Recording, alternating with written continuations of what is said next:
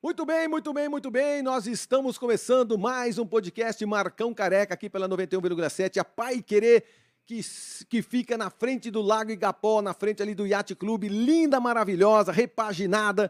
Paiquerê 91,7 do JB Faria.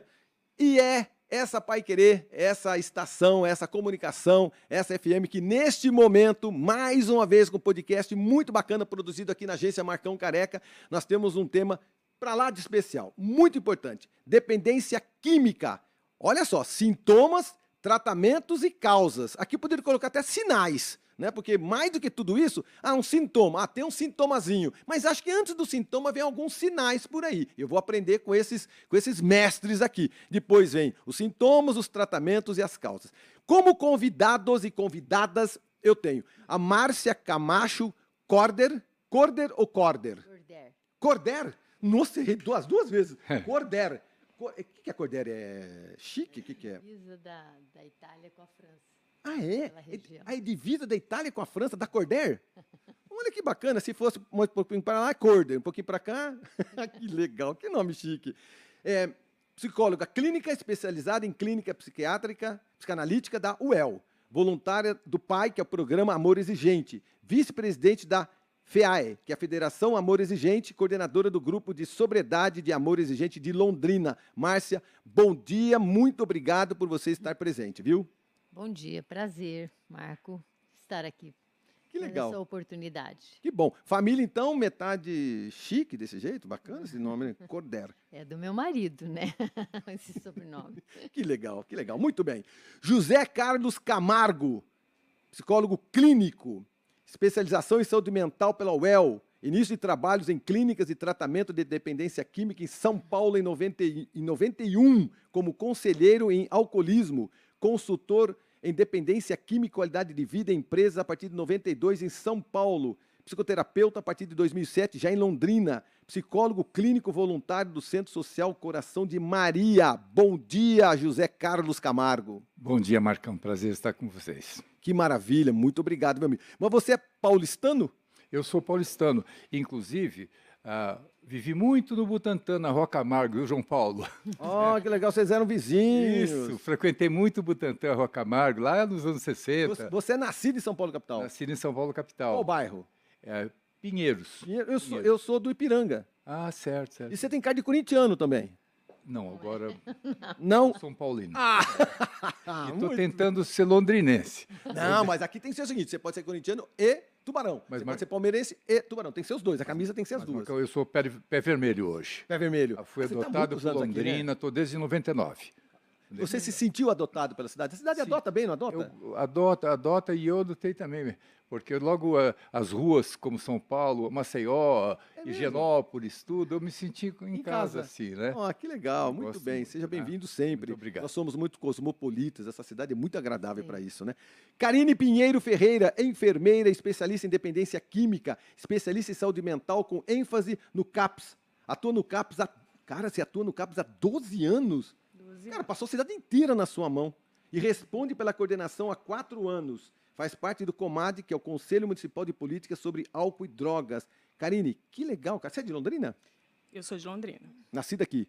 Eu sou nascida aqui, né? Fiz enfermagem na UEL, sou daqui. Que legal. Que bairro que você é daqui? Agora eu estou morando em Ibiporã. Em Ibiporã? Né? Em Ibiporã. Mas nasceu onde aqui? Qual bairro daqui? Ah, Na cidade? Sua família é de que bairro? Vamos lá, então. A minha família é de Jataizinho. Jataizinho, tudo vizinho. Aí nós fomos morar em Ibiporã, Ah, mas eu nasci aqui em Londrina, aqui no Hospital da Mulher, no antigo Hospital da Mulher, que agora não existe mais, né? Que legal. E aí ficou com a família em Ibiporã. A gente mora em Ibiporã daí. Maravilha, muito bem.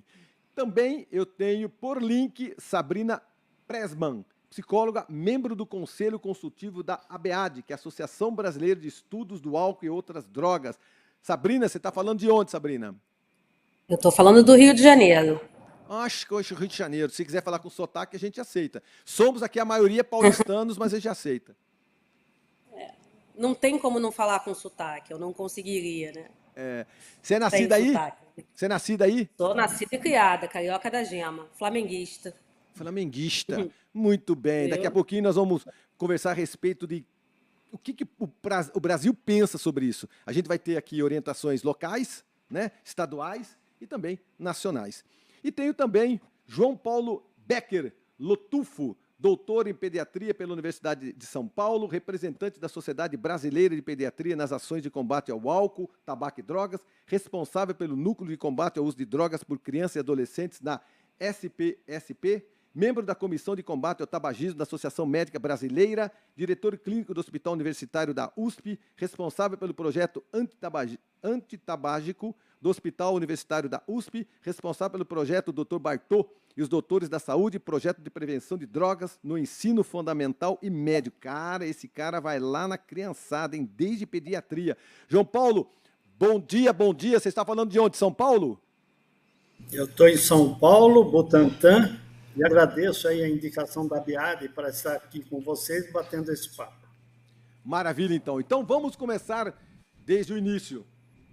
É bom começar desde o início, não? Sim. É bom, então tá bom. Para todos vocês, o que é dependência química? Todos que fazem uso de alguma substância é dependente?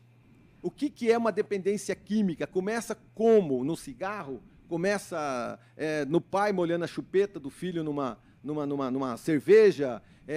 As mulheres podem começar e vão por aí. Depois, cada um de vocês, eu quero a ideia de vocês, porque quem está nos ouvindo e assistindo, será que eu sou um dependente químico? Eu tomo cerveja todo dia? Eu fumo todo dia um pouquinho? Eu sou um dependente químico? Pode começar por você, por gentileza.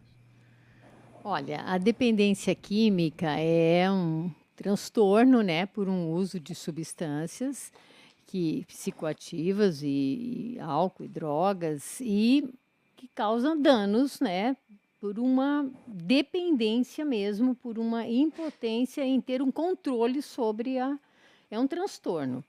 Então, mas a gente sabe que existem comorbidades, né?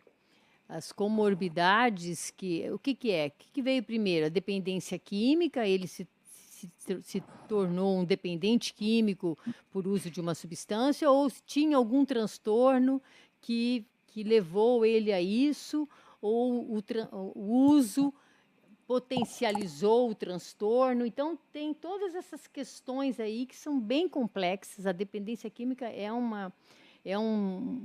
transtorno bem complexo e abrangente que precisa estudar todas as nuances ali, familiares, genética, ambientais, tudo que faz parte do contexto. Do contexto todo, que não é simples assim, dependência química. Dependente de álcool e drogas, mas não é isso. Não é só assim. Tem todo acho que o Zé pode também falar. É isso mesmo, Zé?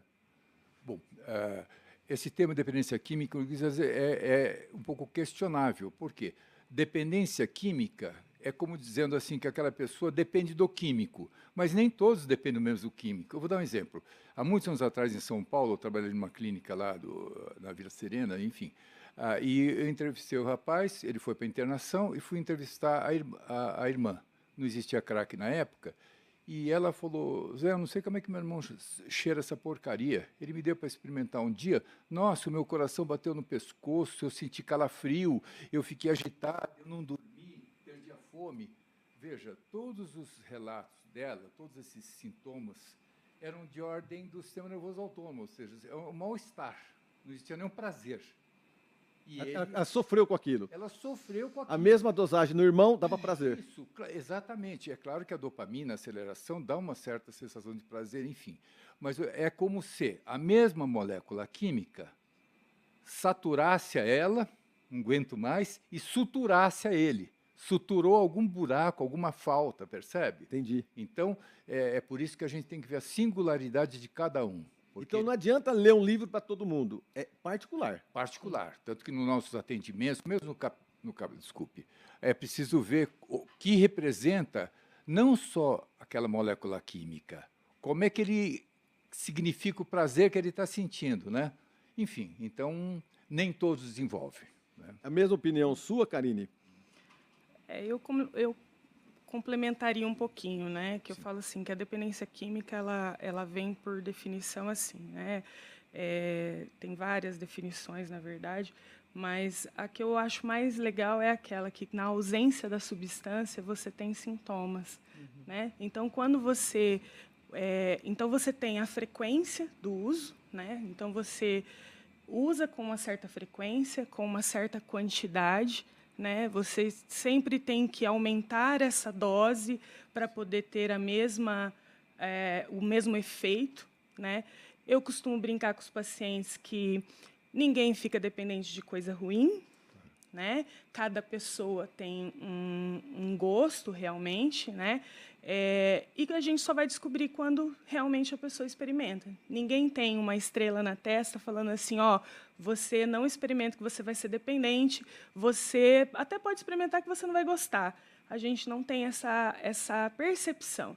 É só quando você realmente experimenta. Igual quando as pessoas que falam para você, ó, eu sou alérgico à dipirona.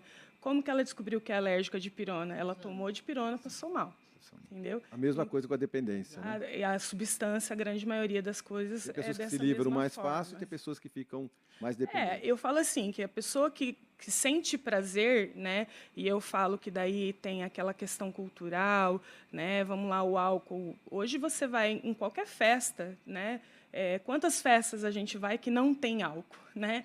É raro, é raríssimo, né? Então, né, você brincou no começo lá da chupeta, porque isso é cultural mesmo, né? Agora, você está trazendo essa substância e, junto com essa substância, você traz todas essas liberações hormonais, todas essas liberações químicas mesmo da pessoa, né? E isso vai fazendo com que essa pessoa vá se acostumando com isso. E daí a pessoa ela é um ser social, né? Então, ela usa essa questão da socialização realmente. Muitos adolescentes, na verdade, começam o uso por conta dessa questão social, né? De você pertencer a um grupo, de pertencer igual ao próximo, né? Igual ao próximo. Só que daí vem a questão da dependência, que alguns realmente evoluem para uma dependência muito intensa, né? E outros já não. Né? Aí entra a questão também da tolerância, né? Uso nocivo, uso abusivo, né? Compulsivo, né? Que daí existem vários as variantes, né? É um processo, Karine, onde o desejo vira necessidade, né? Isso. Vira uma muleta. É uma necessidade, não é mais um desejo. Sabrina, sua opinião, Sabrina? Eu concordo, né, com o que os meus colegas já trouxeram, e eu acho que outros critérios de diagnóstico, né, assim, nem todo mundo que usa efetivamente tem um quadro de dependência, né, e além dos critérios diagnósticos, dos sintomas de abstinência, como foi falado, de que na ausência da droga, a pessoa tem sintomas físicos, ou mesmo da tolerância, que é aumentar a quantidade, né, para ter o mesmo efeito, alguns outros critérios são importantes. O uso, apesar da consequência, quer dizer, a pessoa continua usando, mesmo tendo consequências, sejam na saúde física, seja da questão social ou da família, mas ele não consegue, vamos pegar aqui um cigarro, a pessoa está com enfisema pulmonar, mas continua fumando, né? Ou a pessoa já está com uma cirrose e continua bebendo, ou ela perdeu o emprego por conta da cocaína, mas mesmo assim não consegue se abster. Então, o uso, apesar das consequências na vida, né, além de sintomas físicos de fissura, que é uma vontade intensa de usar, né, e o tempo da vida que é gasto em torno, né, das atividades para o uso da droga, quanto que vai se afastando de outras coisas da vida, né, porque precisa ter ali um espaço para a droga e o prazer e a motivação está mais nessas atividades. Então, lá atrás, quando era proibido fumar, né, quando ainda era permitido fumar, proibido só no cinema, mas permitido em geral, as pessoas eventualmente deixavam de ir ao cinema por causa disso. Eu não vou na festa X de criança se não tiver bebida, né? Ou a pessoa vai buscando atividades hoje onde o uso daquela droga é permitido. Então, esses critérios é uma questão extremamente individual, bem como a gente já discutiu aqui, né? Cada pessoa tem fatores biológicos, psicológicos ou sociais que podem levar a desenvolver ou não aquela questão de dependência, de transtorno por uso de substância, né? Mas, de uma forma geral, a gente tem alguns critérios para entender o nível de gravidade, né, daquele transtorno de cada indivíduo. Antigamente a gente tinha ideia de que só era alcoólatra quem bebia todo dia. E hoje a gente sabe que não é assim, não é? O diagnóstico não é desta forma. Às vezes a gente tem uma pessoa que bebe em situações específicas, bebe, como a gente fala, em binge, em grande quantidade, num espaço de tempo curto, e ela tem uso prejudicial, um transtorno por uso do álcool, tal qual alguém que bebe todo dia, né? Então, assim, esses conceitos eles foram mudando ao longo do tempo, mas infelizmente às vezes ainda existe muito estigma, né? Só é que tem problema aquele que está lá, o alcoólatra, bêbado, jogado na rua, né? Ou a pessoa que usa crack, está na cracolândia, e na verdade, né, existem várias formas de você apresentar o transtorno por uso de substâncias. Muito bem. João Paulo, para complementar essa minha pergunta, por gentileza, sua opinião. Então, para eu não ser repetitivo, como eu sou pediatra, vou dar um exemplo da minha área. Uma criança de dias chegou no pronto-socorro convulsionando e acabou falecendo com uma alta concentração de cocaína na urina. Isso o que é? É a mãe, usuária de crack, que amamentou a criança e fumou antes da amamentação e transmitiu essa quantidade de cocaína pelo leite materno. Então, isso a gente tem visto com bastante frequência. Então, a gestação geralmente é um momento ímpar para se diminuir o consumo de tabaco, o consumo de álcool, mas muitas drogas elas não conseguem diminuir e nós estamos tendo abstinência no berçário de maconha, de álcool, de tabaco, etc. Isso leva ao aumento do tempo de internação dessa criança, porque ela fica agitada, não se alimenta direito, perde peso, e isso leva a muitos problemas. Então, acho que esse exemplo bem aí, risco de dependência forte de droga, e nós estamos vivendo isso na pediatria constantemente. Eu vou continuar com você. Ô, João Paulo, quais são os principais desafios enfrentados no combate ao uso de drogas por crianças e adolescentes? E como que o núcleo de combate ao uso de drogas por crianças e adolescentes na SPSP os aborda? A sua experiência como profissional em São Paulo reflete muito para a gente aqui também, viu? Veja, o meu trabalho é levar, dentro da área médica, levar para os cursos de pediatria a questão de drogas. Então, isso há 20 anos atrás não entrava no programa. Hoje, todo congresso de pediatria tem a questão de droga. Primeiro congresso que eu fui, tinham 4 pessoas assistindo uma palestra do José Rosenberg, que era a sumidade aí no tabagismo, e hoje a gente tem 400 pessoas assistindo. Ou seja, o tema da droga está entrando na mesa do pediatra. O pediatra é o camarada mais indicado para fazer a prevenção. Então, como é que eu tenho um ambulatório antes de trabalho para a universitária? Como é que eu comecei isso? Tratando o tabagismo nos pais fumantes das minhas crianças asmáticas. E há 20 anos esse projeto existe. Nós trabalhamos aí em relação a tentar diminuir. E a gente trabalha muito com o que a gente chama de aconselhamento breve. Na consulta da criança, eu gasto alguns minutos conversando com o pai e dando um material a ele sobre a nossa conversa. Isso vai refletir aí na cessação futura dessa droga. Agora, isso foi uma informação extremamente importante, porque às vezes a gente dá de cara com um parente, um amigo, alguém que bebe muito ou que fuma muito, e aí você tem nele o resultado de uma vida que o doutor está falando que está lá no berço, e que isso não era levado a sério, não é verdade? Então, essas novas pesquisas mostram que essa identificação, por isso que o nome do programa aqui, eu falei, eu acho que até são... Como é que a gente identifica tudo isso? Como é que a gente começa a identificar? Pela experiência de vocês, quando ele já dá problema ou a gente consegue identificar isso aí um pouquinho antes? Como? Bom, inclusive uma pequena correção, né? Não vem do berço, está lá no seio. Né? Antes ainda. Falou que estava lá no seio, né? Que caso grave, né? Da criança morrer por causa do leite contaminado, né? Intoxicado, vamos supor. Olha, como é que a sua pergunta, como que a gente... porque são sintomas, né? Quais são sinais e sintomas. Sinais e sintomas, né? Isso. Bom, depende. É que todo uso, abuso e dependência começa de uma maneira experimental. né? Tinha até uma das perguntas, talvez que fosse elencadas, como é que eu faço evito que meu filho use droga? Invariavelmente vai haver uma experimentação, nem que seja uma droga lícita como álcool, né? Então, agora, se vai se repetindo essa experimentação, alguns vão passar para a dependência, né? Em torno de 12%, mais ou menos, para o álcool. Agora, o problema é que os pais, hoje, têm pouco tempo. Geralmente, né, a pessoa geralmente nem ouve na velocidade 1 a gravação.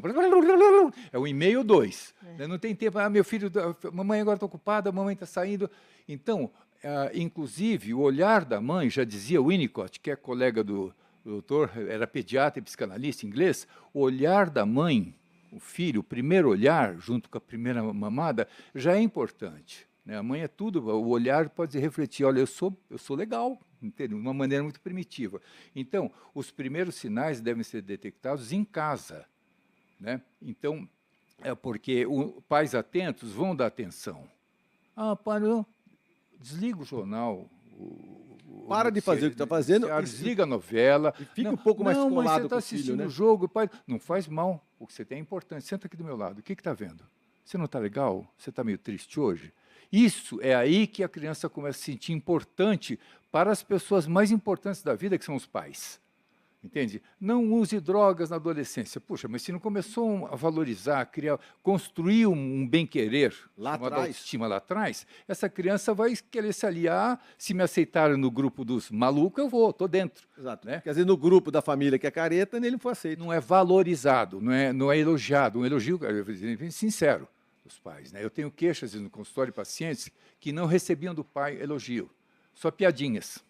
Nunca recebeu do pai nada disso. Não recebiam. Reflete lá na frente. O pai achava que tinha que ser durão, porque o papel de pai é esse. Isso é uma coisa anacrônica, né, que tem que ser repensada, porque senão, conforme o Dr. Bartô, aliás, eu tive no lançamento do livro dele, Álcool, Drogas e Maconha, drogas pediátricas, na Associação Médica de Londrina, eu me lembro. Né? Então, mas por que pediátrico? Os pais não estão dando a devida atenção em perceber sinais estranhos e perguntar de uma maneira, né, assertiva e amorosa, afetiva, o que está acontecendo com você, meu filho? Aquilo que vocês percebem, principalmente na clínica, vocês percebem exatamente isso, um distanciamento. Chega ali com um problema, e aí quando você pergunta para aquela pessoa se ela tem, exemplo, da idade suficiente para te responder, normalmente ela vai retratar alguma coisa de casa. Não é? Às vezes assim, um amigo, mas faltou do amigo porque estava lá em casa. Lá em casa que faltou. O que é? É o primeiro contato da mãe, o primeiro contato do pai. Básico. A gente fala tanto isso, mas continua sendo básico isso? É falta desse amor, desse carinho? É, aquele holding, né, que o holding que o Zé Carlos estava falando do Winnicott, que é o amparo, o afeto, né, que é essa falta. Mas assim, como ele falou, do tempo hoje dos pais. Mas nós temos o programa do Amor Exigente, que é um programa de prevenção primária, e tem secundária, né, também, depois que o problema já está instalado, mas o programa de prevenção primária, que é para pais jovens, como é o doutor João Paulo, né, ele é parceiro do Amor Exigente, né, nós temos os livros dele lá, de orientação aos pais também, como esses pais, eles podem começar a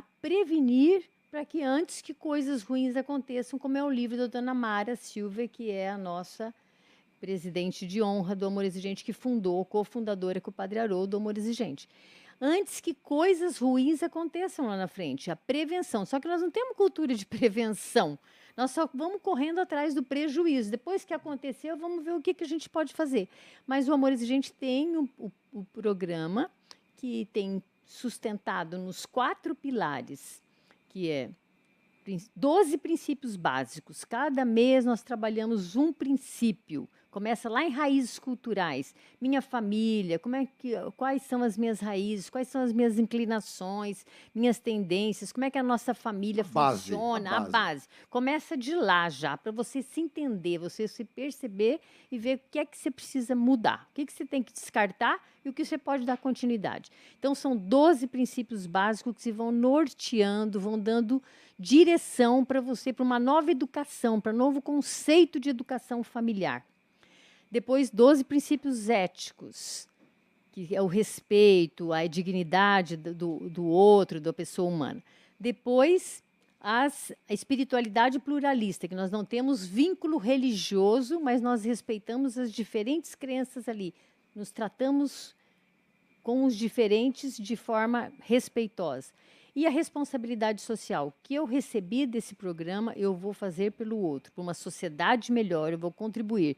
Então, esse programa, ele ajuda a família a se reorganizar, a parar para refletir dentro dos grupos, dentro dos cursos, dos congressos, dos cursos de capacitação, das redes sociais. Então, nós temos uma ampla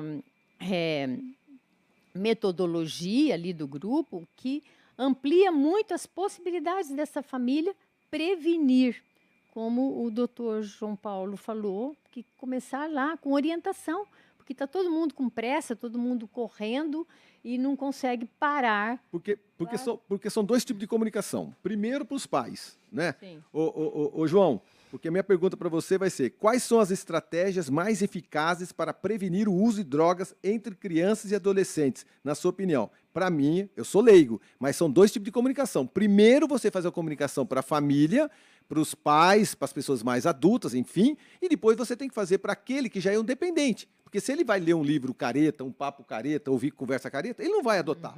Se você não tiver uma comunicação legal para ele, esse cara ele não vai nem aceitar esse livro, nem a família chamar ele. Minha opinião, muito leiga. Porque eu estou vendo que é uma comunicação muito eficaz, mas quem está ciente de ler. Quem sabe que aquilo é o problema. E quem já é o problema? Será que ele vai abrir um livro, vai abrir um livro book? Será que ele vai escutar um vídeo aula? Será que ele vai se tocar e falar, cara, eu tô um cara doente mesmo, cara, esse livro é bom para mim?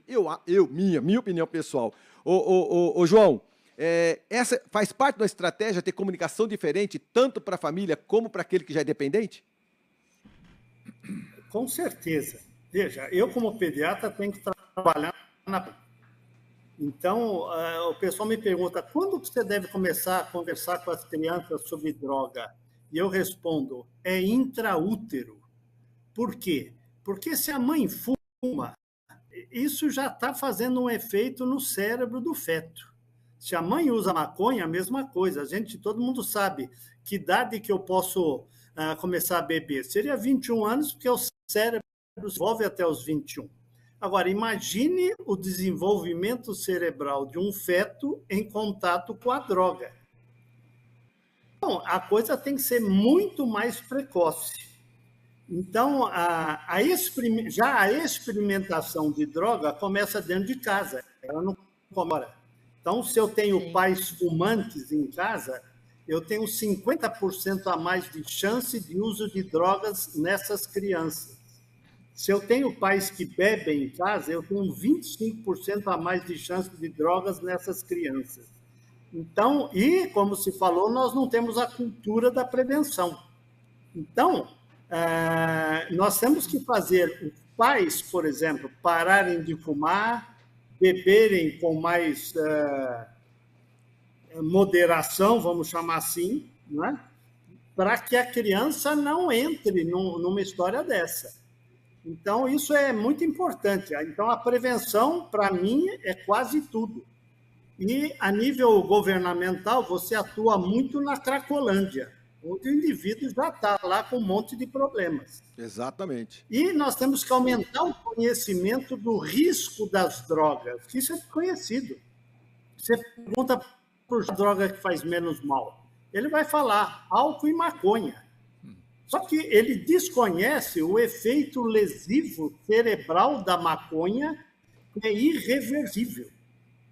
Então, nós temos que divulgar mais o risco das drogas. Isso não é feito. Veja, nós aí acabamos de proibir o cigarro eletrônico, nós estamos aí quase permitindo o porte de maconha para o usuário, mas não se fez nenhuma campanha esclarecedora do risco do cigarro eletrônico ou do risco da maconha.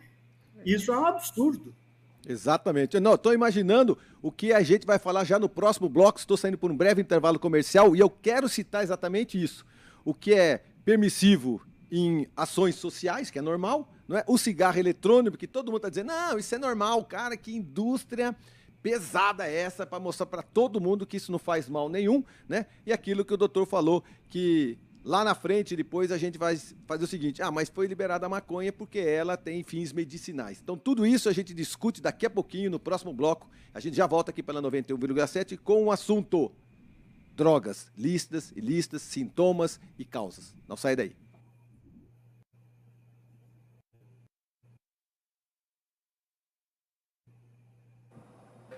Aberto o áudio de novo e a gente continua aqui, porque enquanto está no intervalo comercial na FM, eu posso bater papo com vocês aqui e a gente continua conversando pelo canal do YouTube.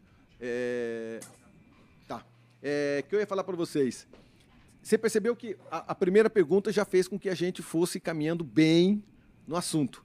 Porque, ô João, você não é de Londrina, nós temos uma rádio que ela atinge uma população, João e Sabrina, uma população gigantesca. Olha, Ibope dá aí para nós aí mais de 120 mil ouvintes nesse momento. E aí eu gosto de falar de uma forma bem simples, e vocês estão ótimos, porque vocês não estão nada técnicos. Porque da parte técnica é de médico para médico, doutor para doutor, e aí não interessa para a gente. Então, dessa forma como vocês estão falando, eu tenho certeza absoluta que a gente alcança a maioria dos lares. E eu quero fazer junto com vocês agora esse combate à maconha, que dizem que é só medicinal, e o cigarro eletrônico. Até eu fui enganado pelo cigarro eletrônico. Eu nunca bebi, nunca fumei, mas eu fui enganado assim, não, realmente não deve fazer mal. Porque tem tanta gente importante fazendo e falando que a gente fala, isso aí deve ser bacana, né? Isso deve ser legal, não deve fazer tão mal. Assim, não é tão porque ele é cheirosinho, né? Ele é cheirosinho, né? E agora, descobrir que isso tudo, a gente tem que ter essas campanhas de divulgação, né? Que eu imagino você à frente, na parte de enfermagem, na hora que pega tudo isso na mão para dissolver, é assim, é uma vontade pessoal, mas às vezes a máquina impede, né, cara? Tem coisa que você não consegue fazer 100%, né? Eu costumo dizer que lá no CAPES chega para mim já vamos dizer assim, quando já está tudo tomado já, né? Já é o dano, a gente já vai, vamos dizer assim, buscar o balde, né? Porque a gente já não tem mais como prevenir. A gente para nós já chega o dependente químico mesmo, né? E assim, eles são extremamente artistas mesmo na questão do uso, né? Qualquer coisa que é menos nociva, eles acabam transformando em mais nocivo, né? Então a gente consegue visualizar bastante formatos de uso, né? Só fazendo uma complementação na questão dos adolescentes, né? O que acontece hoje, né? A gente está vivendo, os colegas já falaram, né, sobre a desestruturação familiar, mas assim, como que a gente previne isso de forma bem clara, né? Eu acho que não pode ter tabu na conversa, né? Eu acho que a gente precisa falar claro e falar a verdade, né? Porque não adianta falar assim, as drogas matam. Aí o coleguinha vai lá, usa e volta a repetir, né? Ninguém fica dependente de coisa ruim. Vê que o colega está bem, aí fala assim, não, minha mãe mentiu, né? Não morreu, né? Não mata. É legal, é gostoso, porque tem essa sensação de euforia, né? Essa sensação de prazer, né? Então é tudo uma fantasia, né? É uma fantasia. Você tem sempre que estar conversando mesmo com a criança, o adolescente. Não pode ter tabus nas conversas. Um pouco de medo, das vezes, das famílias tocarem nos assuntos, né? Porque a droga sempre é boa. Verdade, ninguém fica, gostei dela, ninguém fica maluco de coisa ruim, né?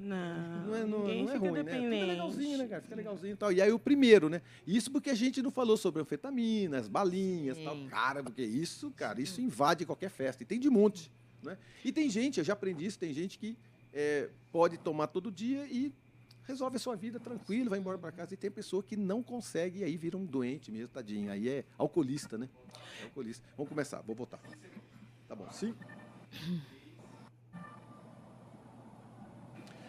Muito bem, nós estamos de volta aqui pela 91,7. Hoje o assunto é dependência química. Sintomas, tratamentos e causas, né? Sintomas, tratamentos e causas.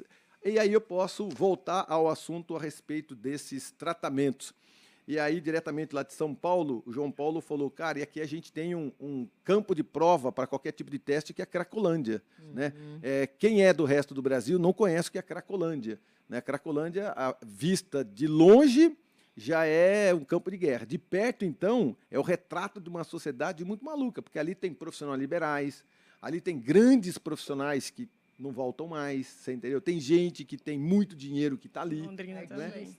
Tem, né? Eu estava falando da Cracolândia. Deixa eu falar para você, nós temos isso aqui, Karine, Londrina? Nós temos uma pequena Cracolândia aqui?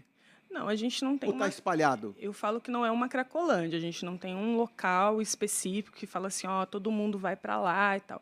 Mas a gente tem muitos casos, né? Agora, né, quem está acompanhando a mídia tem percebido lá no Calçadão, né, alguns movimentos, né? Tem a Mata, tem vários locais onde eles acabam se concentrando.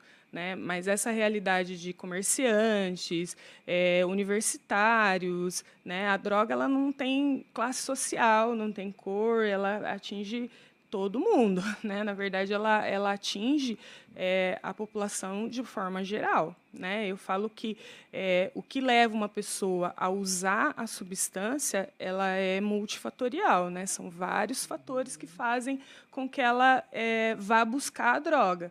Né? O problema é que, se ela sente o prazer com essa droga, aí toda vez que ela tem alguma situação, algum problema pessoal, eu falo que o corpo humano ele foi feito para sentir, né? É normal a gente ter raiva, frustração, né? Ociosidade, né? E nessas situações, né? O teu próprio organismo ele busca, né, uma sensação de prazer, né? E daí ele vai buscar recursos que você já conhece, né? Que no caso, se você colocou a droga na sua vida, vai buscar a droga, que é o ponto mais fácil, né? Vamos colocar lá, né? Tipo, eu gosto muito de ir para a praia, né? Mas a praia é acessível? Não, não é acessível. Eu só consigo ir se eu tiver dinheiro, se eu tiver oportunidade para ir, né? Transporte, tudo isso. Vamos lá, outra opção. Eu gosto de ler. Bom, ler é mais fácil. Ler eu consigo pegar um livro na minha estante e sentar para ler. Né? É mais ou menos isso que funciona o nosso sistema de recompensa, né? O nosso corpo humano. Então, quando a gente tem alguma frustração, só para voltar também naquela questão da dependência química, né? Do porquê da pessoa voltar a usar, voltar a buscar essa sensação de prazer, porque ela volta a querer ter essa estabilidade, né? E daí, como que a gente trata isso, né? Buscando coisas que também te dão prazer, né? Você não consegue substituir algo que te dá prazer por algo que você acha chato. Né? Então, você não consegue dar sequência nisso. Né? E esse é o grande dificultador do tratamento. Né? Porque, por exemplo, o adolescente ele está no auge. Né? Ele tem aquela questão do super-herói, nada vai acontecer. Ah, você está louca, mãe, não vai, você está, né? Você está exagerando. Ele não tem essa percepção. E você só consegue sensibilizá-lo quando você consegue mostrar para ele os prejuízos, você consegue mostrar para ele o que ele está perdendo. Aí a gente volta lá atrás, diálogo. Diálogo. A gente volta lá atrás, diálogo. Sempre diálogo. Os pais trabalhando muito, os tutores trabalhando muito, as mulheres saíram muito mais cedo hoje de casa para trabalhar, estão recorrendo às suas profissões, está todo mundo muito certo. Verdade? Mas aí está faltando o olho no olho, está faltando atenção, a reunião familiar. Mas né? É importante colocar isso porque existe uma ilusão das pessoas de que a gente resolve tudo com remédio, né? E não resolve. A dependência química não se resolve com remédio, né? Claro que em alguns momentos isso é importante, eu não vou discutir, e às vezes é necessário, mas ela não é não é o tratamento, né? Vamos lá, se você está com uma infecção de garganta, você vai no médico, provavelmente ele vai te passar um antibiótico, 7 dias você está curado. A dependência química não é assim. Né? Você precisa ter uma mudança de vida, você precisa ter uma proposta pessoal de enfrentamento. Exatamente. Ô Sabrina, como que as políticas de controle do tabaco têm evoluído no Brasil ao longo dos anos, pela sua experiência aí no Rio de Janeiro?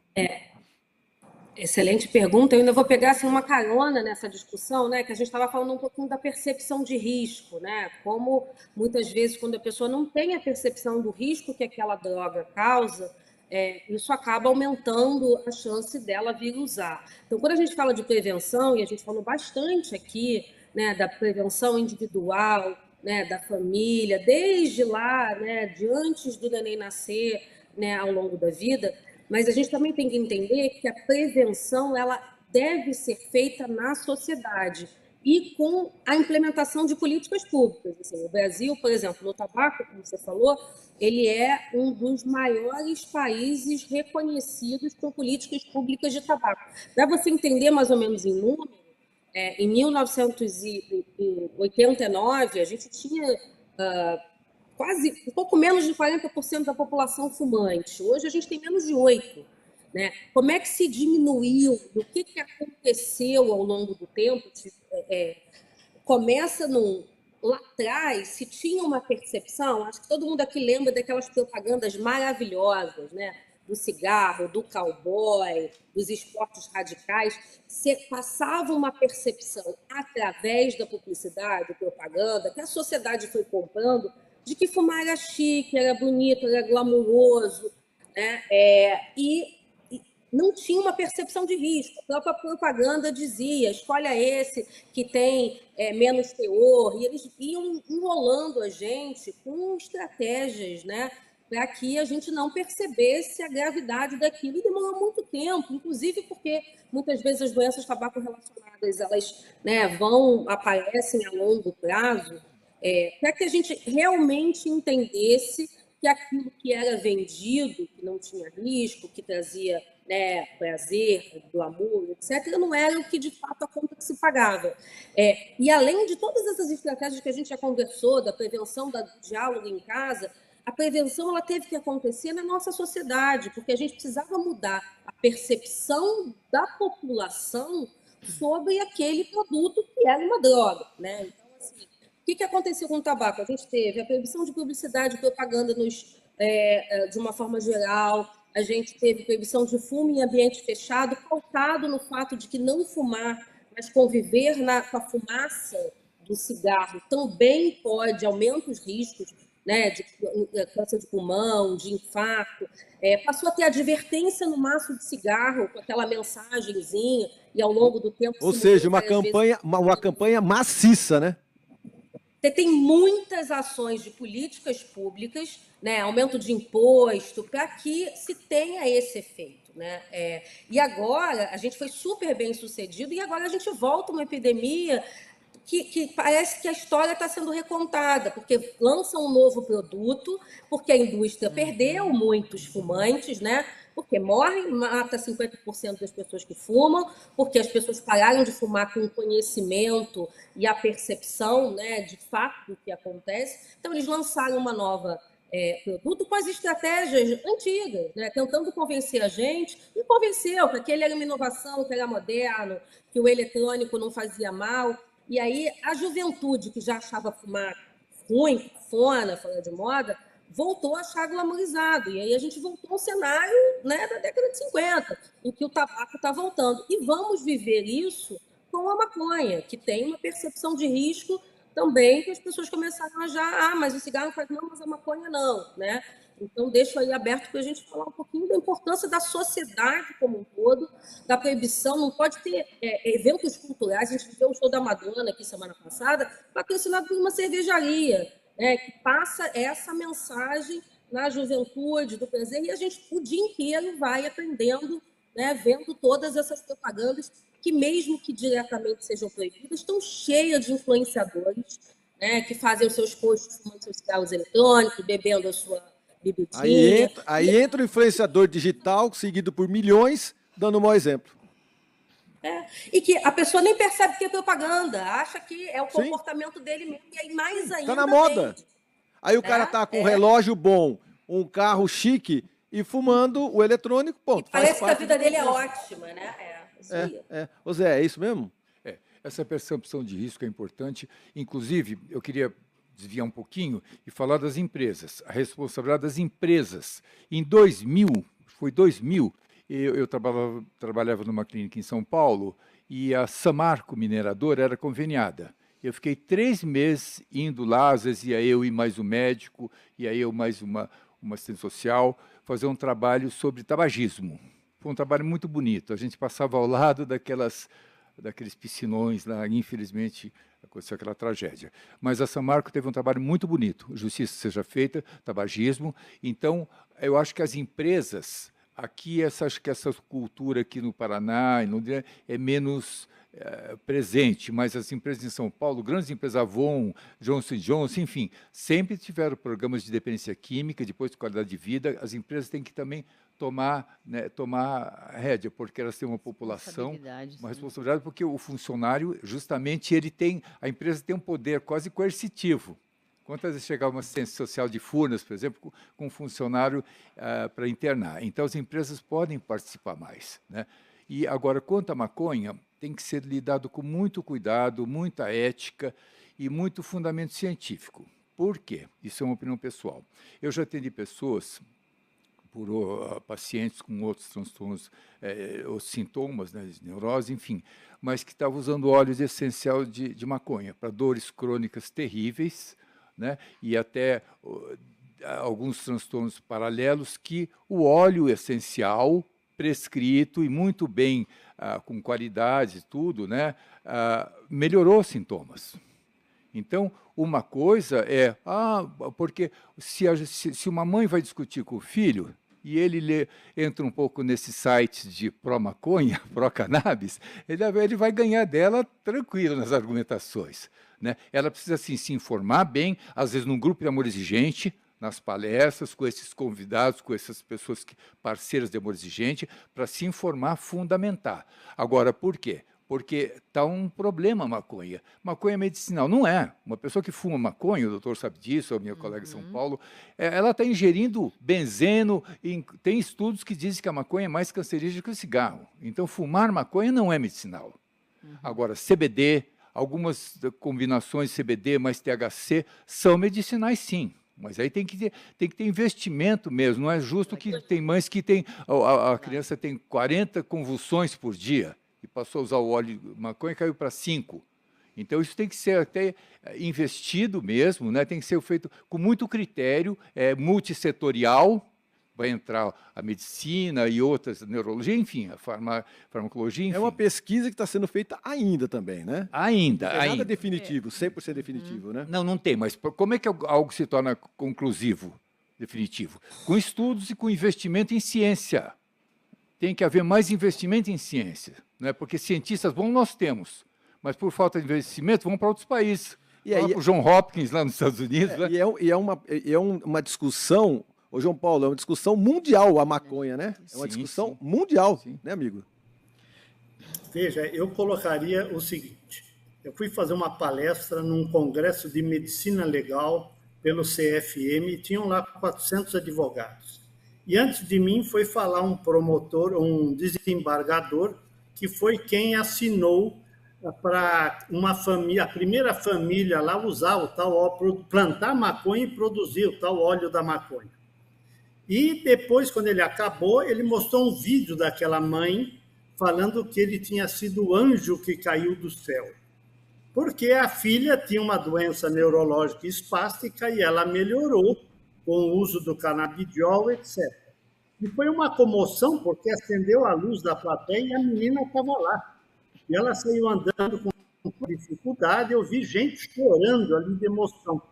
E aí eu falei, putz, agora vou entrar eu para falar mal da maconha? Estou ferrado aqui, né? Entendi. Vai ser crucificado. E aí, pois é, aí caiu uma luz na cabeça e eu falei o seguinte, se eu fosse o pai da menina, eu teria feito tudo o que ele fez para conseguir plantar a maconha e conseguir o óleo. Se fosse o desembargador, provavelmente eu teria autorizado a plantação, etc.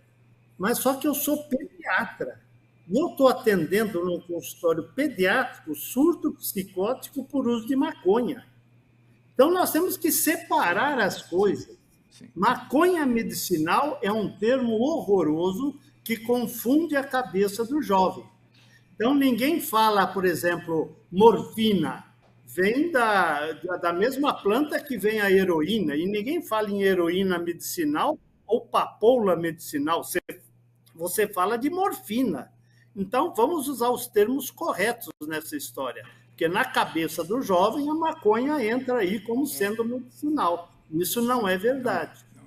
Só um pouquinho sobre o cigarro eletrônico. Eu fui numa escola alemã, aqui em São Paulo, conversar com os pais, etc. E fui conversar com 100 alunos, que estava tendo muito problema na escola. E eu perguntei para eles, quem tem avós que fumavam? Todos levantaram a mão. E eu perguntei, por que os seus avós fumavam? Eu falando e eu fui anotando. Porque era chique, era sexy, era charmoso, tinha o glamour do cigarro, era uma forma, acalma, fumar acalma, socializa, achavam que não viciava e não conheciam os riscos do cigarro. Sem informação, né? E eu perguntei para eles, por que o jovem hoje fuma maconha ou usa o cigarro eletrônico? E eles não souberam responder. E eu respondi para eles, porque é chique, famoso, tem o glamour, acalma, dá prazer, socializa, acham que não vicia e não conhecem o sistema de saúde da maconha e do cigarro eletrônico. Quer dizer, é a mesmíssima coisa para os nossos avós, o cigarro eletrônico hoje é a maconha hoje. Muito então, bem. a divulgação do risco, eu volto a insistir nessa história, precisa acontecer, porque senão a gente perde para a mídia, etc, etc.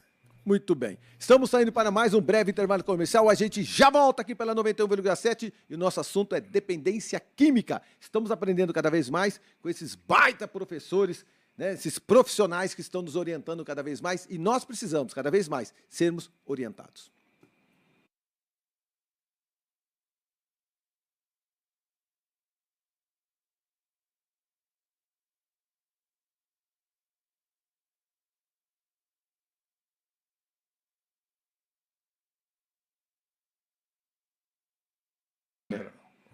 Ô, Sabrina, você queria salientar mais alguma coisa em cima desse último assunto?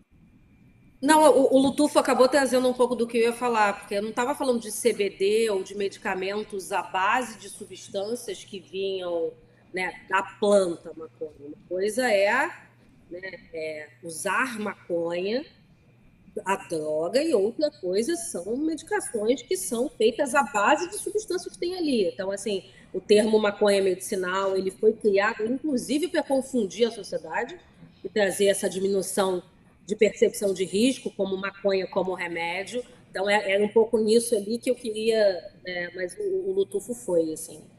Agora, está bem interessante, porque a gente tem uma realidade apontada pelo Rio de Janeiro, por São Paulo e aqui a gente no Paraná, né? Porque nós temos uma cidade grande, uma cidade que impacta aí 650 mil habitantes em Londrina, mas a gente tem 1 milhão de pessoas que convivem com a grande Londrina, né? Faz dessa cidade uma cidade dormitório, né? Mas a gente está falando Agora, eu tive Rio de Janeiro e São Marcão, Paulo, né? Oi. Eu tive recentemente no Comad de Maringá, falando sobre cigarro eletrônico, que eles trouxeram, né, e os conselheiros falaram muito, tinham muitas dúvidas, assim, me levaram do Rio para Maringá para discutir, porque o que eles trouxeram é que é uma realidade que vem crescendo muito no município, né, assim, não sei o quão diferente aí é de Londrina, mas, assim, é algo que o Comad de lá vem bastante preocupado, porque tem crescido muito na região. Muito. Ó, e outra coisa que a gente às vezes acaba não percebendo, a propaganda do cigarro e do álcool era feita pela televisão. Então, quem é que tinha esse acesso, né? O João, e nós somos um pouquinho mais veteranos, né? A gente assistia televisão, ouvia o rádio ou abria o jornal. Ponto. Aí a gente tinha o impacto da mídia mostrando as grandes bebidas e os grandes cigarros. Perfeito? Era isso, né? Agora não. Agora qualquer influenciador com qualquer celular mostra tudo. Tá na mão. Não é verdade? Agora está na mão. Então, o consumo ficou muito mais simples, a divulgação... Cara, eu não lembro de assistir televisão ou ouvir rádio com fake news. O que você ouvia era verdade. É verdade. Era verdade. Eu abri um A jornal... gente não tinha crítica, né? Não tinha. Até aposto agora que nós estamos pelo YouTube, mas na hora que a gente abrir em definitivo aqui pela rádio, eu vou comentar sobre isso. Você abria os jornais e os jornalistas, 90% deles contavam para você as verdades. Não é verdade? E hoje não. Hoje o celular traz tanta coisa que é capaz de... É capaz do cara falar, é verdade, eu posso fumar maconha aqui em casa. Tá liberado pelo governo. Tem isso no celular, tem isso. Estamos voltando. Muito bem, muito bem, muito bem. Estamos de volta pela 91,7. O nosso bate-papo hoje é a respeito de um assunto para lá de importante, dependência química, sintomas, tratamentos e causas. E olha que eu nem perguntei quantos tipos de droga tem por aí, né? Porque a gente está falando só superficialmente entre, né, cigarro eletrônico agora, né? A gente está falando sobre a maconha, que dizem que é medicinal, né? Tem sim. Então a gente volta agora aqui nos efeitos dela da forma medicinal e o álcool, que é uma coisa assim que, cara, tá em tudo quanto é evento, tudo quanto é festa, e a gente acaba se deparando com tudo isso. João, quais são os sinais de alerta que os pais devem observar para identificar se um filho está experimentando drogas? Tem alguns sinais bem claros, não tem não, amigo? Veja, aqueles sinais, eu me preocupo muito antes dos sinais, né? Quais são os sinais que a família tem que pode levar o indivíduo às drogas? Então, nós temos um livro no projeto Dr. Bartô que chama os 12 Passos. Todo mundo tem os 12 Passos, né? Então, eu também juntei os 12 passos para evitar que você precise identificar a questão de drogas. E seriam eles: família unida com limites, investir no relacionamento familiar, que já foi falado, fazer as refeições com os filhos, sem o celular na mesa, eu preciso acrescentar isso. Saber o que seus filhos fazem nas horas vagas, verificar os deveres dos filhos, elogiar seus filhos sobre o que eles têm de bom, aumento de atividades culturais e esportivas, que é o projeto da Islândia, envolvimento em atividades sociais, a família deve ter um trabalho social, espiritualidade, bons amigos, não fumar e não beber antes dos 18 e dar o exemplo. A família tem que dar o exemplo. Acho que o principal aí é o exemplo dos pais. Esse é o fator principal. Agora, o que eu recebo no consultório? É a mãe que é baseado na bolsa do filho, e aí ela vem desesperada e eu vou fazer uma consulta que eu digo que é de tentar dissuadir o jovem a usar a droga. Vou contar para ele o risco das drogas. Eu converso muito também sobre gravidez não planejada, porque as drogas aumentam a possibilidade de gravidez não planejada. E isso é conversado com os pais, junto com o jovem. Só que eu não pergunto, por exemplo, se o garoto já transou ou se a menina já teve relação sexual. Eu pergunto se eles conhecem, se ela menstrua aqui e vai menstruar lá, aonde que ela pode engravidar, percebe? Então, se ela conhece aí a situação... 70% das meninas no hospital universitário dizem que engravidam se transarem na menstruação. Então, é falta de conhecimento. Em relação às drogas, eu pergunto se eles usam drogas. Eu pergunto se ele conhece o risco das drogas. E os pais desconhecem o risco das drogas também. Então, essa coisa do aconselhamento breve eu acho fundamental. Agora, depois que o indivíduo está vermelho, sonolento, fica em casa, aí não tem a sua atividade social, aí tudo já passou, né? Isso que eu coloco como importante. Talvez os colegas saibam melhor os sinais aí para identificar. Mas a minha preocupação de pediatra, eu volto a insistir, é a prevenção para que a gente não precise identificar o uso de drogas na família. Zé. Eu vejo isso que o Dr. João Paulo está falando como no amor exigente. A gente trabalha muito essa questão que dá trabalho. Você tem que dispor ali de um tempo e você também mudar ali. Porque eu me lembro que às vezes em casa a gente, para almoçar alguma coisa, as crianças ficavam ali no celular porque os adultos queriam conversar, para as crianças darem sossego. Hoje não tem isso. Até anteontem a minha netinha, eu peguei ela na escola, ela veio almoçar em casa, aí ela falou, vovó, eu queria almoçar lá na frente da TV. Eu falei, não, se você quiser, você vai vir almoçar aqui na mesa. Ela pegou e falou, não quero almoçar. Ficou, eu falei, você que sabe, a fome é sua. Mas não, desligou a televisão, desliguei a televisão, não teve celular, ela dormiu e depois ela acordou e almoçou. Mas eu falei, não, mas dá trabalho para a gente, porque fica naquilo ali, naquela insistência e quer Mas as telas te estão convencer. substituindo os pais, né? Então, As telas, né? e come, nem está saboreando, não está convivendo ali numa mesa, numa conversa, ali que os pais, né, doutor, conseguem olhar melhor para os filhos, ter a oportunidade de conversar. E o Amor Exigente ajuda muito nessa reorganização, nessa reestruturação familiar, com novos hábitos, um novo estilo de vida, uma nova dinâmica familiar, para que possam... Eu só queria se... fazer desculpa. Sim.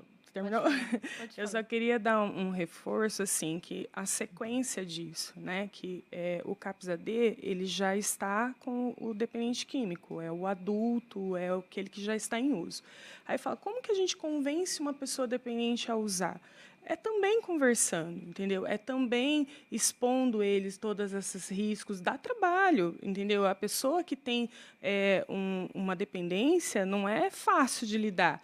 Entendeu? Ele é ambivalente, uma hora ele quer, outra hora ele não quer, ele manipula, ele quer, ele sabe jogar com a família muitas vezes, porque pega o lado da mãe que sempre foi permissiva, e daí na adolescência, na infância, e daí assim. No adulto, isso só se intensifica, né? Eu adorei a tua fala, viu, doutor? Eu vou querer até anotar essas falas aí, porque eu acho que é muito importante. Realmente, essa questão da infância, né, da prevenção, né, o trabalho em rede mesmo, que tem que ser desenvolvido. Hoje está até uma política pública, que é a RAPS, né, que é a integração dos serviços. Né? Antes de entrar aqui, eu já até fiz contato com a colega que trocamos telefones. Por quê? Porque um serviço não vive sem o outro. Né? Dentro desse trabalho, é um trabalho de rede mesmo. Porque, do mesmo jeito que é multifatorial a pessoa se tornar um dependente químico, também é multifatorial o tratamento. Né? Eu preciso descobrir novas formas de viver, eu preciso descobrir novos caminhos, eu preciso estar aberto. A gente sempre tenta encontrar dentro do núcleo familiar, às vezes, uma pessoa que tem um pouco mais de vínculo para poder ter esse tipo de conversa. Às vezes, não é dentro do núcleo familiar, mais interno, às vezes é um amigo, às vezes é um conhece, vizinho. O patrão. Quantas vezes um patrão veio trazer o seu empregado lá para a gente poder conversar, falar sobre o tratamento, falar sobre as coisas. Então, eu falo assim que a sociedade como um todo, ela tem uma responsabilidade de ter informação e de poder propagar essa informação. Né? Claro que os pais têm a obrigação, mas é legal, né? Mas é um todo, é um todo. Eu percebo que, para a sua fala também, vocês aqui se reunindo, esse networking que está sendo feito, vai auxiliar todos vocês, porque temos experiências aqui nacionais, internacionais, não é? De todos vocês. Ô Zé, o dependente químico deve procurar ajuda além das clínicas especializadas? Como é que a gente faz isso? Bom, a internação é o último recurso. Você tem procurar uma psicoterapia, um psicólogo que trabalha na área, você pode procurar os grupos anônimos. Hoje você tem alcoólicos anônimos, narcóticos anônimos, o grupo Sobriedade, Amor Exigente, tem vários grupos de apoio. Inclusive com 12 passos, o doutor citou essa questão de 12 passos. Então, são tentativas antes de ter que ir para uma internação. Tem casos que tem que ir para uma internação, ele não consegue realmente ficar abstêmio na rua um tempo suficiente para organizar, para todo o emocional dele, o imaginário, ir se organizando. Né? Então, pode sim. Agora, tudo depende de informações. Né? Que recursos tem a comunidade? Tem o CAPS-AD, né, que tem serviço ambulatorial, que não é preciso a internação. Tem as dinâmicas, as terapias, enfim. Né? A população dizer que não tem esse tipo de apoio? Tem esse tipo de apoio. Tem chama grupos de apoio. Tem. Fácil acesso. De fácil acesso. Sim. Hoje, aqui em Londrina mesmo, tem os grupos de alcoólicos anônimos, narcóticos anônimos. No último bloco, eu vou perguntar para vocês esses contatos que vocês têm com telefone, com e-mail, enfim, tá? Com @, para a gente poder divulgar. Só queria reforçar uma coisa, doutor João Paulo, para o seguinte. Eu acho que nem é 12 passos, é calibre 12. Aquilo que ele apresentou, é calibre 12. Verdade. Por quê? Porque hoje se fala muito em epigenética. Muitas vezes as mães perguntam, mas o meu marido é alcoolista, o avô é alcoolista, será que ele vai desenvolver também? Hereditariedade não é destino, né? Então, a epigenética seria algo ligado mais ao ambiente. Dependendo de um ambiente, como o doutor falou, com todos aqueles, com limites, com afeto, mas também com limites, com espiritualidade, ele vai funcionar como um fator epigenético, acima da genética, onde uma criança que carregue no seu genoma genes subversivos, a revolta, né, rebeldes, num ambiente assim, o gene pode ficar calado, ele não se expressa, não tem uma expressão gênica. Certo? Entendi. Então, eu acho muito legal essa colocação do doutor, e é fácil de ser aplicado. E outra coisa, gente, sexualidade e religiosidade não se terceiriza. Depois você pode aprofundar numa escola religiosa, mas começa em casa. Por isso que os pais também têm que se preparar para isso, né? Penso assim. Entendi. Para você também, a relação entre drogas e suicídio? Eu acho que vai... Não sei se vai caber nesse final de bloco, mas tem relação sim, né? Porque as drogas, um dependente químico, geralmente ele já carrega alguma comorbidade, ou seja, alguma doença cursando junto, pode ser uma bipolaridade, uma depressão, tanto que para ele aquela substância é uma alta medicação. Então a droga vai pôr mais em evidência, vai fazer com que aquele sintoma, aquele mal-estar se exacerbe. Né? Então, às vezes, a pessoa pode, uma depressão, cometer o suicídio. Né? Tivemos um caso exemplar que foi uma mãe falando comigo, eu estava viajando, uma cidade do interior, e ela falando comigo, porque o filho tinha feito tratamento e tinha feito uma recaída. Trocou até o colete ortopédico, que ele caiu de moto, trocou por droga. Foi falando e, num determinado momento que ela me ligou, ele tinha cometido suicídio. Então ele foi, você vê como foi, a coisa vai avançando até o momento de desesperança total. A vida perde todo o sentido e para ele é melhor morrer. Não é que a pessoa quer morrer, ela quer que aquela dor acabe. Ela quer que pare aquela dor, se livrar daquilo. Então, eu acho que um momento como esse, dessa discussão múltipla aqui, pessoal de São Paulo, tudo, é fundamental, Marcão. Não é? Não, fundamental. Eu quero as experiências de vocês e as experiências de duas das maiores cidades do Brasil e do mundo, Rio de Janeiro e São Paulo. Porque a gente sempre tem que bater na tecla, porque às vezes a gente acha que a solução está fora daqui e não. Porque só a união que vocês estão fazendo aqui, trocando telefones, vai fazer com que a gente tenha esses eventos. Tanto é que a Karina veio para cá. Veio para Maringá, veio para bater um papo aqui, a Karina, a Sabrina veio para Maringá, para discursar em Maringá. Cocomade. Não é verdade, Cocomade? Ô Sabrina, o Brasil é uma grande referência nesses conteúdos de tabagismo, a gente já comentou no primeiro bloco, né? A importância desse apoio seu, vindo para o poder público, mostra a preocupação do poder público também, não é? Eu acho que quanto mais a gente consegue trocar, no final das contas, assim, guardado, né, as características de cada região, a gente aprende muito com a experiência um do outro, né? Então, assim, a gente é do Tucumade daqui, né? Quando a gente entra em contato com outros, né, com outros conselhos municipais de droga, a gente às vezes troca a experiência que tem, né? Olha, implementei um tratamento de tabagismo aqui no SUS dessa forma, né? A nossa unidade do CAPS tem essa referência, e aí a gente vai trocando, né? E eu acho que o que a gente está vivendo aí com essa tragédia toda no Rio Grande do Sul trouxe muito isso, como a união traz a força e faz com que a gente consiga mudar cenários, né? E eu acho que nessa área também a gente precisa estudar, ter a base científica e ter também a troca das experiências que são múltiplas. Tanto entre os profissionais, né? Então aqui a gente tem médico, psicólogo, enfermeiro, né? O tratamento ele é multifatorial, quanto também entre os estados. Eu acho que a gente vive os mesmos desafios, né?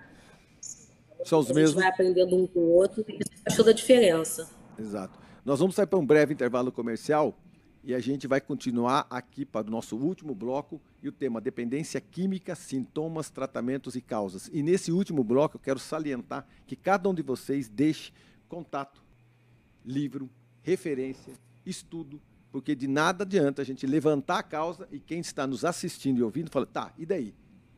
Por onde eu vou agora? Né? Então, tem verdadeiramente aberto todo esse processo e eu gostaria que no próximo bloco vocês me dessem todas as oportunidades possíveis para que a gente possa esclarecer, porque tem muita gente que lê, Eu continuo insistindo nisso. Então, enquanto como família, e as pessoas que mais têm a noção, essas leem. Se você mandar lá um livro, se você mandar lá um e-book, se você colocar pelo WhatsApp, essa pessoa vai ler. Nossa, eu tenho aqui todos os passos do mundo. Então tá bom. Mas quem está lá na Cracolândia? Quem está lá na rua? Quem está lá no meio da galera, na boate, fervendo de monte? Ele não vai ler. Essa comunicação não chega até ele. Então tem que ser uma comunicação menos careta. Tem que ser uma comunicação meio de resgate. Minha opinião pessoal, pelo amor de Deus, eu penso sempre assim, uma comunicação é para a família, os técnicos e os médicos. Depois é outra para trazer esse cara que está no além, ele está em Nárnia, ele está em outro mundo. Como é que você traz esse cara? Como você convence ele para ir para o hospital, para um tratamento, para o psiquiatra, psicólogo? Você tem que trazer esse cara, você tem que conversar com ele. Como? No próximo bloco eu quero descobrir com vocês. Não sai daí que a gente já volta.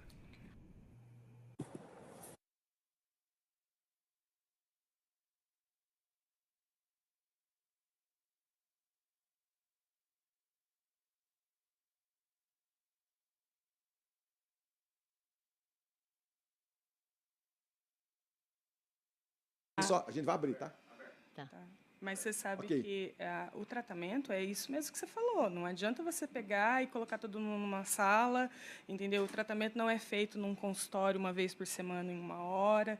Eu falo que o tratamento ele é geral, entendeu? O CAPS, por exemplo, ele é uma equipe multiprofissional. Então, a gente, além do psicólogo, que é óbvio importante, mas nós temos terapeuta ocupacional, Tem um CAPS só em educador Londrina? Nós temos o CAPS 3, né, que é o CAPS para transtorno mental, que é mais direcionado para transtorno mental. Tem o CAPS infantil, que daí ele engloba tudo que é relacionado à infância. E o CAPS AD, que daí o CAPS álcool e drogas é específico para pacientes em uso abusivo. Ele é aberto todos os dias da semana? Segunda a sexta, horário comercial. Se me der um problema no sábado e domingo, que é um dia pouco. Aí vai ou procura no PA, né, porque lá no CAPS 3 eles têm um pronto atendimento lá no pronto atendimento, né, lá no CAPS 3, desculpa, e que dá para procurar. Mas eu acho assim, que tipo de problema, né? Vamos lá, né? Se a pessoa está intoxicada, né, a gente precisa entender que nós estamos lidando com dependência química, substâncias psicoativas, né? Substâncias que vão alterar o teu corpo, o funcionamento da tua mente. Então, é o UPA, né? É o hospital, é o SAMU, né? Sim, então, a gente entendeu, tem né? tido... Porque são situações assim, porque é difícil você olhar um cara que olha para a cara dele e fala assim, é pedra, é bala, é cocaína, é maconha ou é álcool? Se não estiver preparado, a aspirina é a mesma para todo mundo. Aí não adiantou. Sim. Concorda comigo, Eu não? falo que hoje eu já estou há 12 anos, né? Eu falo que... Você está na frente de combate, né? Eu estou na frente. Então, assim, 12 anos atrás para hoje, a gente já percebe uma grande evolução. A gente já tem fluxogramas específicos para, por exemplo, dentro do SAMU, existem fluxos específicos para atendimento de álcool e drogas. Do SAMU, essas enfermeiras, todos leram esses livros. Eu acho que tinha que ler todo mundo esses livros, sabe? Esses dos 12 passos, entender todo esse processo. Vamos entrar? Vamos entrar. Último bloco. Capacitar. Muito bem, muito bem, muito bem. Estamos encerrando o nosso programa e parece que a gente não falou nada. Olha que maluco. É tão legal isso, porque parece que a gente falou e parece que a gente fica na superfície. Porque se eu chamasse um só de vocês e falasse durante 5 horas, a gente também não teria esclarecido tudo. Agora eu chamo logo 5 bons profissionais, então parece que a gente ficou na superfície. Mas, com essa audiência, com essa repercussão, eu tenho certeza que eu fiz minha parte. Que é o quê? É levantar a questão numa rádio extremamente popular, que um assunto que poderia ser banal, e ele é muito sério. Porque ele está em toda a sociedade. Ele não está na periferia. Ele não está só na pedra. Ele está na alta droga, na droga chique. Ele está na heroína. Né? Ele está no LSD. Ele está na pedra. Na verdade, ele está não só na pinga, ele está no uísque. Gente, é uma coisa muito mais séria do que isso. Desde já, eu quero agradecer o nosso último bloco. Sabrina Pressman, muito obrigado pela sua participação do fundo do meu coração. Vocês aí, nesse sabadão cedo, você podia estar na praia, garota esperta, nesse sabadão cedo, Rio de Janeiro, tá? E você está aqui junto com a gente, se dedicando. Mas é um prazer estar aqui com esse programa legal. que vai fazer a diferença. Pô, vocês podem trocar depois o telefone e montar uma sociedade. Tô brincando, dá para vocês montarem um livro, uma palestra, o que vocês quiserem. Sabrina, dados e referências, como é que eu pego de você? Como é que eu descubro se eu gostei do que você falou para eu continuar te seguindo? Eu vou falar um pouquinho da ABAD, que é a Associação Brasileira de Estudo de Álcool e Outras Drogas. É uma associação que completou ano passado 45 anos, que eu tenho o prazer de estar há 23 anos nela, já fui presidente, hoje estou no Conselho Consultivo. É uma associação que congrega profissionais do Brasil inteiro, inclusive meu colega aqui, o João Tufo, né, que a gente trabalha a questão de levar informação para os profissionais da saúde, da educação, de uma forma em geral, do que é o conhecimento científico que a gente tem, não só das dependências químicas, mas também das dependências comportamentais, né? Que isso já é outro capítulo do jogo, agora aumentando aí para essas apostas online, compras, sexo compulsivo. Então, a gente fala muito de questões das dependências do tabaco, álcool e outras drogas e também das questões comportamentais.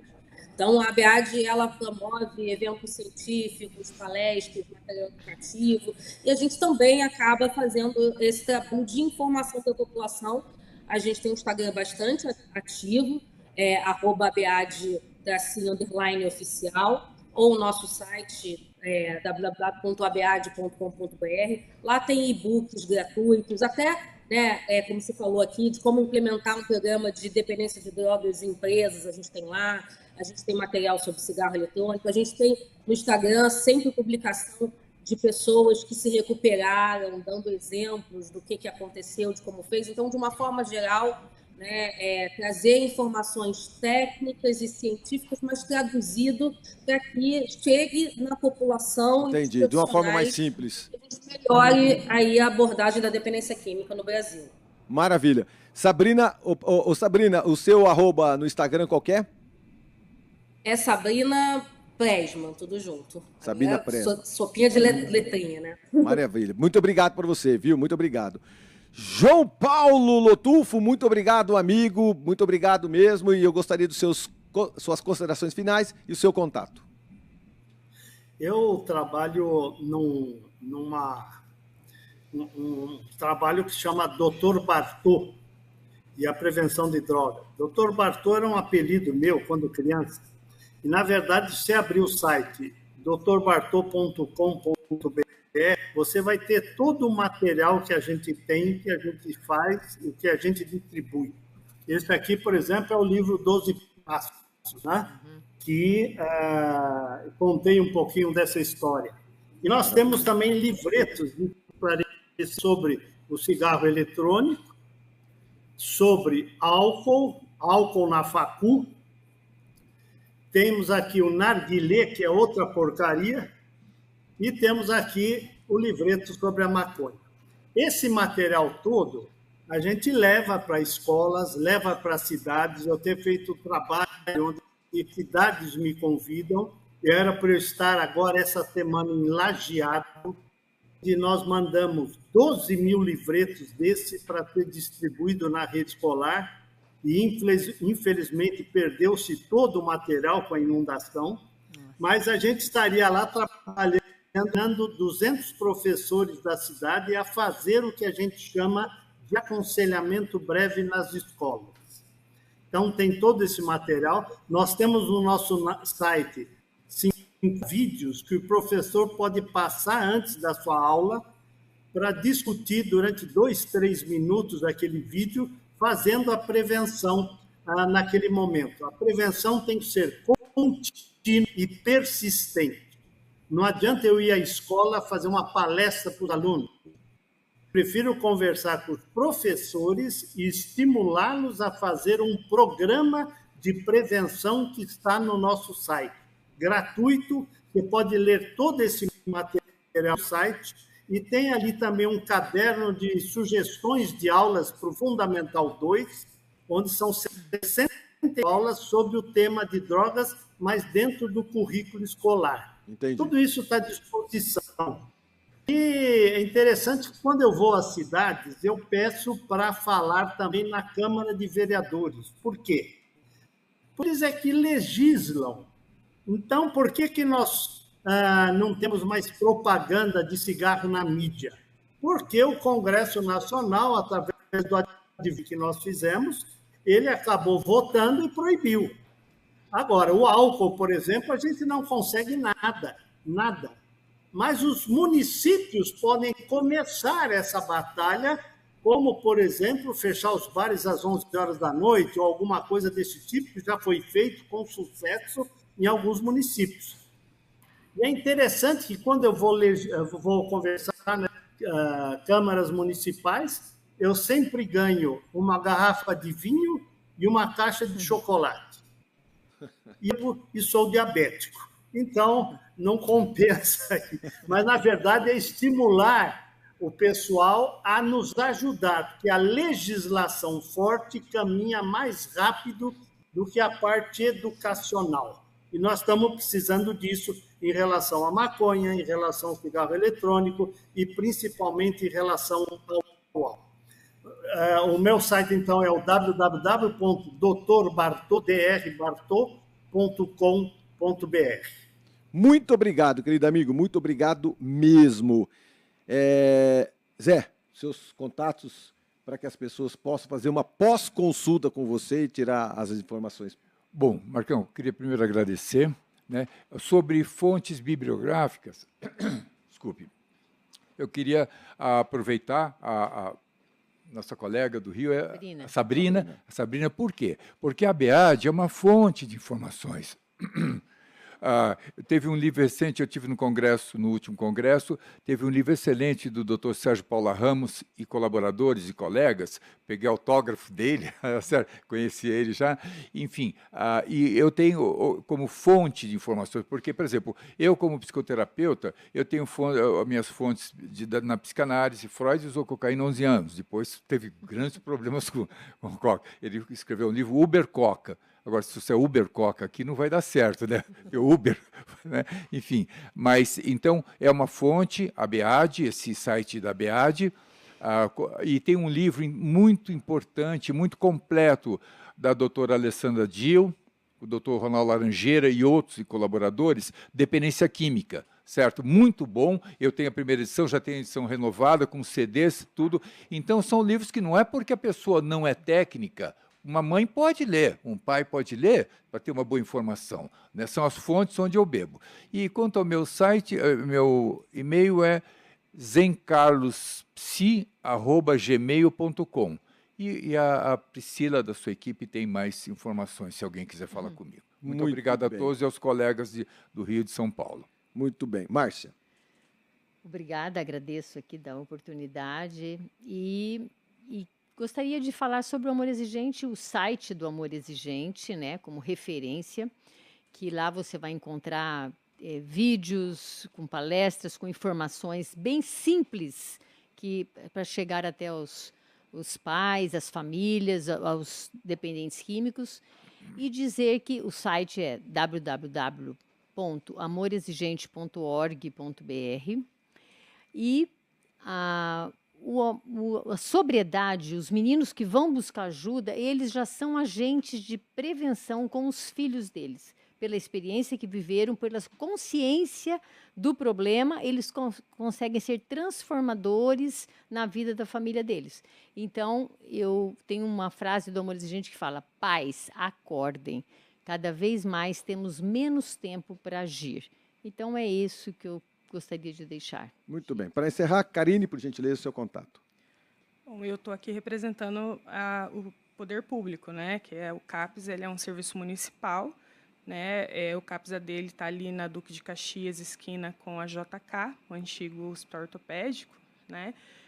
O telefone é o 3379-0877, né? E, assim, a gente está à disposição, né? Quem quer procurar ajuda, a gente faz orientação familiar, nós temos os grupos de tratamento, né? Não é um ambulatório, a gente trabalha como hospital dia lá também, então os pacientes eles podem, claro que tudo de acordo com a avaliação, né? A gente tem que fazer uma conversa realmente sobre o tratamento, né? Então a gente vai traçar junto com o paciente estratégias de superação, né, da dependência. Qual que é o número do telefone, novamente? 3379-0877. 3379 0877. 0877. É Eu esse gostaria número de de falar. telefone que eu quero que você saliente mais uma vez, porque no fundo disso tudo, a pessoa quer saber do contato. É o contato que eu quero de vocês. isso. Porque a pessoa, no final da história, falou: gente, eu preciso do número. As pessoas gostam de ou telefone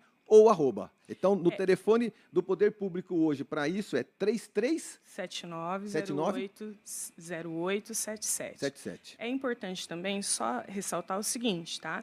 Que as UBSs também têm os psicólogos, né, através agora não é mais NASF, né, é a equipe multiprofissional, né, então é possível procurar a UBS também, que está mais próximo do território, né, na verdade, é a porta de entrada da saúde, né?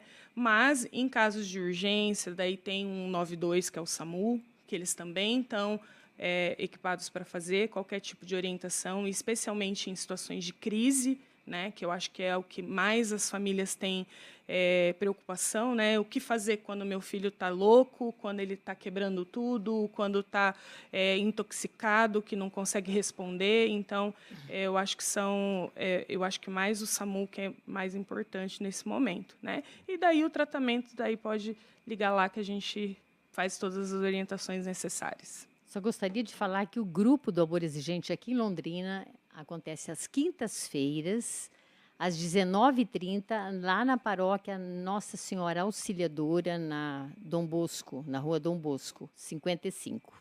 Muito bem. Amigos, estamos terminando o nosso bate-papo. Mais uma vez, não adianta você me cobrar a falta de profundidade. Em 1h30 você não tem tanta profundidade com tanto estudo aqui reunido, né? Nós temos aqui doutores, pós-doutores, pessoas que convivem há muitos e muitos anos com a dependência química, estudando, trabalhando e pesquisando cada vez mais. E aquilo que você pesquisou ontem já não é a realidade do hoje. Sim. Não é. Então, hoje tem que pesquisar tudo de novo, porque as novas drogas, somente as sintéticas, elas são inventadas a cada mês, né? Todo mês tem uma coisa nova no mercado e vocês têm que estudar. Amigos, muito obrigado a Márcia Camacho, ao Zé Carlos, a Karine, a Sabrina, o João Paulo lá em São Paulo, a Sabrina lá no Rio de Janeiro. Muito obrigado a você que esteve nos acompanhando neste bate-papo. Dependência química, sintomas, tratamentos e causas. E os contatos estão aí para que você tire, provavelmente, dúvidas para ajudar você, a sua família e os seus amigos. Até a semana que vem, se Deus quiser, eu tenho certeza que ele há de querer.